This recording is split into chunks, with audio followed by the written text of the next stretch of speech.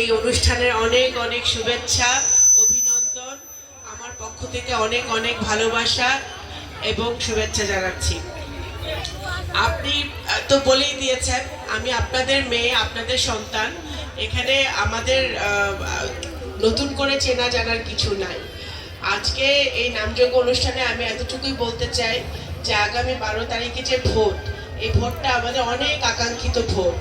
আপনাদের, আমার আব্বা যতদিন বেঁচে ছিলেন উনি আপনাদের জন্য করেছেন। ওনার লস্করদিয়ার মানুষ, ওনার গয়েশপুরের মানুষ, ওনার নগরকান্দার মানুষ, ওনার সালতার মানুষ, আপনারা সকলেই ছিলেন ওনার হৃদয়ে, ওনার মনে, ওনার অন্তরে। উনি আপনাদেরকে যেভাবে ভালোবেসেছেন ঠিক একই রকম ভালোবাসা আপনারাও কিন্তু আমার আব্বাকে দিয়েছেন। তো আমার আব্বার অবর্তমানে আমি চেষ্টা করছি আপনাদের পাশে থাকার, আপনাদের জন্য কাজ করার। আপনারা দোয়া করবেন যেন আপনাদের বোন, আপনাদের মেয়ে আপনাদের পাশে থেকে কাজ করতে পারে। আমার লস্করদিয়া থেকে, নগরকান্দা থেকে চাওয়া পাওয়ার কিচ্ছু নাই। আমি শুধু চাই যে আমার আব্বার অবর্তমানে ওনার রেখে যাওয়া কাজগুলো যেন আমি করতে পারি, শেষ করতে পারি এবং অত্র এলাকার উন্নয়ন করতে পারি, ভালো কিছু করতে পারি। উনি, আপনারা জানেন যারা আমার আব্বাকে কাছের থেকে দেখেছেন, চিনেছেন, কার সঙ্গে ছিলেন, আপনারা এখানে আমার অনেক মুরব্বীরা আছে যারা, উনি যখন জেলে ছিল 2001 সালে, আপনারা কিন্তু তাকে নিজের পকেটের পয়সা খরচ করে ওনার জন্য আপনারা কাজ করেছেন, ওনাকে সংসদ সদস্য বানিয়েছিলেন, তখন উনি জেলে ছিল। তো আপনারা সবসময় ওনার জন্য করেছেন। ওনার অবর্তমানে আমি যেন আপনাদের পাশে থাকতে পারি এবং আপনাদের এক একটা ভোট আমাকে আপনাদের জন্য কাজ করার সুযোগ করে দিবে। তো সেই সুযোগটা থেকে যেন আমি বঞ্চিত না হই, আপনাদের ভোট যেন বঞ্চিত না হই। এবং আরেকটা হচ্ছে যে আমার আব্বা, আপনারা জানতেন, কখনো সংখ্যালঘু শব্দে বিশ্বাস করে নাই। ওনার কাছে সবাই, সব ধর্মের মানুষ, সব মতের মানুষ, সব দলের মানুষ ওনার কাছে সমান ছিল। সবচেয়ে বড় পরিচয় ছিল যে আমরা লস্করদিয়ার মানুষ, আমরা নগরকান্দার মানুষ।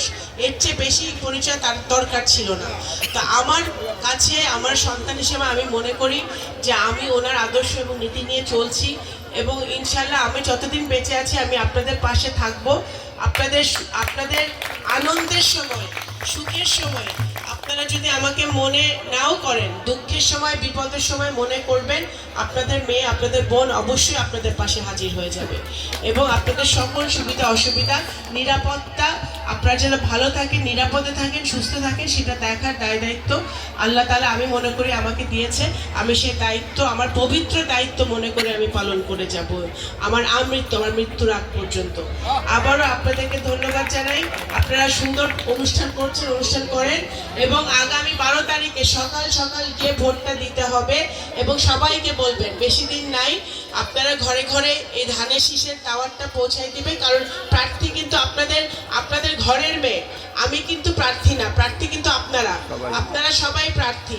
আপনারা সবাই এক একজন রিঙ্কু হয়ে, এক একজন ওবায়দুর রহমান হয়ে ঘরে ঘরে ধানের শীষের বার্তাটা পৌঁছাই দিবেন এবং 12 তারিখে সকালবেলা সবাইকে নিয়ে ভোটটা দিয়ে আসবেন। তা আপনাদেরকে আবারও ধন্যবাদ জানাই এবং 12 তারিখের পরেও 13, 14, 15, 16, 17 আমরা যেন সারা জীবন একসাথে থাকতে পারি,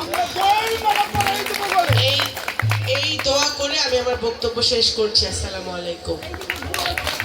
ম্যাডাম সবার সঙ্গে সাক্ষাৎ করবে। ম্যাডাম সবার সঙ্গে